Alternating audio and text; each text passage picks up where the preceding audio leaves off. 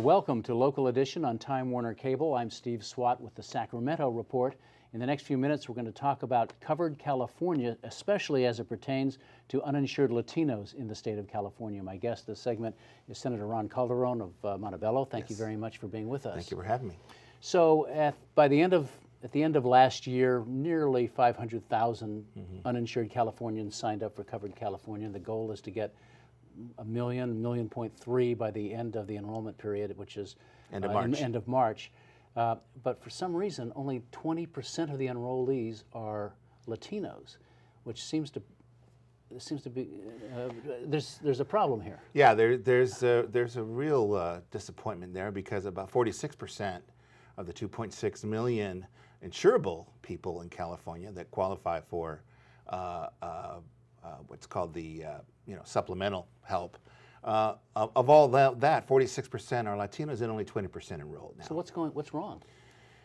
Well, it's if you were to look at a matrix of the actual program of Covered California, it's very complicated. And to explain that to the layperson, whether you're white or brown or yellow, it doesn't matter.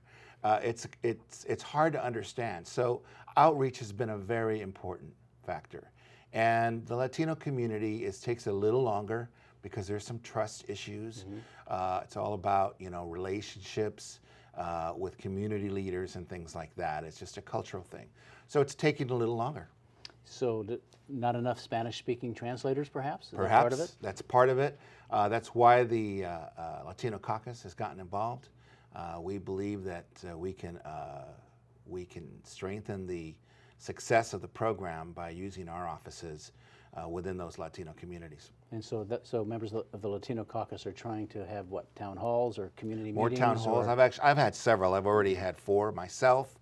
We have another one scheduled coming up next month, and several more after that. And if you multiply that times 25 or 30, that's a pretty big program. Let me switch to another issue, which is immigration. As Congress talks about a comprehensive immigration reform package, we're still seeing significant deportations in California.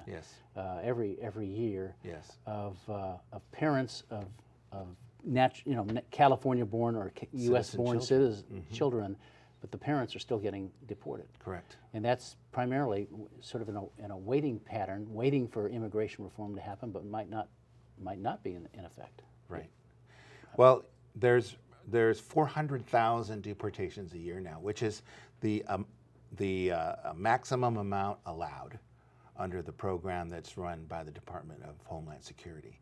So instead of the deportations going down, as the president had intended or hoped, they actually have gone up and have reached its maximum. So you're talking of over 1,000 people or families being separated, people being deported, and children being left under dire circumstances, in some cases financially strapped, and with no other solution but for them to go with their parents back to their other country. So the administration could stop this if they wanted to, if the president wanted to. The president has the executive authority. He, in my opinion, has a moral obligation to prevent tomorrow's citizens from being affected by political inaction. All right. Well, you also want the legislature to go on record to support that. Correct. That's why we're running the resolution 25. All right. Well, Senator Calderon, thanks for coming by talking about these issues. We appreciate it. You're welcome. And thank you to our viewers also for watching Local Edition on Time Warner Cable. A reminder, you can see this and other interviews on YouTube, also on My Government on Demand. I'm Steve Swatt. We'll see you next time.